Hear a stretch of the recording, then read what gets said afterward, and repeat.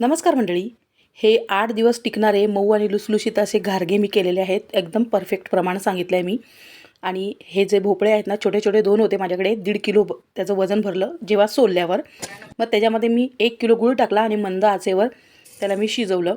4 शिट्ट्या दिलेल्या आहेत आणि मग त्याच्यामध्ये बडीशेप आणि वेलचीची पूड टाकली आहे. आणि जेव्हा ते कोमट झालं ना, तेव्हा मी त्याच्यामध्ये मीठ आणि हळद टाकलेली आहे.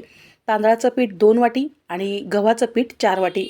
एकदम परफेक्ट असं बसलं आणि त्याच्यामध्ये घट्ट असा पिठाचा गोळा झाला आहे. त्याच्यानंतर मी असे हे म्हणजे छोटे छोटे गोळे करून त्याच्यावर खसखस टाकली आणि ते लाटून घेतले. याच्या मी आधी पोळ्या करून घेतल्या, ज्या मला ना जास्त तेलकट नको होत्या ना, म्हणून मी अशा ह्या छोट्या छोट्या पोळ्या करून घेतल्या. या आरामात 8 दिवस टिकतील.